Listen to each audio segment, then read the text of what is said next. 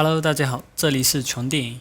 大家好，欢迎来到穷电影，我是穷哥，一个专注于不标准普通话的电影解说。昨晚看了一部很吸引人的电影，看完后却有一种莫名的哀伤，那就是《冰人4万年》。故事要从男主谢伯德一伙考察队前往北极17区探险讲起。在这里，他们发现了很多具有考古学和人类学意义的东西。当然，最主要的是，他们在一个山洞内发现了一个巨大的冰块，冰块内似乎有什么生物被冰冻着。大家还在猜想，也许是远古的猛犸象也说不定。而谢伯德急忙回到了基地这边，并把这个消息告诉了大家。当然，顺带用直升飞机把这个带有生物的冰块给运输了回来。不过男主毕竟不是这边的负责人，所以只能汇报这个事情。最后他们来到了实验室，终于看到了这个冰块的庐山真面目。但想要知道里面是什么，还需要用激光切开。看着激光一刀刀的切下去，我生怕把里面的东西给切了。当临近冰块内部的时候，研究所的众人也终于看清楚里面是什么了。原来里面是一个可能距今已经4万年的人类，并非什么猛犸象。显然大家都被惊到了。从外部还有牙齿可以看出，很像一个猎人，年龄大概是20到30岁之间。最后他们将这个病人给融化了，当然没有人觉得这个病人还活着，大家只是想从这个病人身上得到一些有用的资料，却不想在逐渐融化的过程中，他们发现这个病人似乎有些许反应，因为他身体内的器官甚至脑部、血液等等都非常的健康。专家判断病人应该是瞬间被冷冻住的。最后他们想到了给病人换血，然后一直监控着病人的状况。最后也如大家所想，在无数专家的努力之下，最初判断是一个死人的病人竟然奇迹般的活了过来，大脑也很活跃。不过当他刚刚苏醒的时候，看到这么多人围着他，显然很害怕。最后还是谢伯德上前安抚了他，医生再给他注射镇定剂，他才沉沉的睡去了。另外一边，负责人表示这个发现非常的好，至少能让人类找到延长生命的办法，甚至永生。如果能够找到病人冷冻的方式，以后癌症患者甚至可以先冷冻起来，等条件允许后再解冻。自始至终，对于17区这边的一些人来说，病人只是他们的研究实验品，他也仅仅只是长得像人。不过他们需要让病人活着，才能从而研究其身体的变化以及再次冷冻的情况。所以在这个基地内，他们为病人建造了一个牢笼一样的家，等待着病人醒过来。刚刚醒来的病人还未发现异常，甚至没有发现自己一直被监控着。这里有草木，有动物，甚至很多的食物都是触手可及的。当然，作为人类，他已经学会了用火烧烤食物。我原以为专家们会在这样的情况下一直研究它，但是这里终究不是外界的环境，他还是发现藏在雪下的管道。也是因为这个管道，他找到了出口。最后他才意识到自己被困在一个牢笼内。他是一个人，并不是猴子，即使是4万年前的人，但还是会懂得自己被关了起来。为了防止病人发生什么意外，那名黑人工作人员只能将病人麻醉了。但当他们把病人再次放入这个囚笼的时候，他已经没有先前那种找到食物的喜悦了，有的只是愤怒和不解。最后，我们的人类研究学家谢伯德准备和病人接触。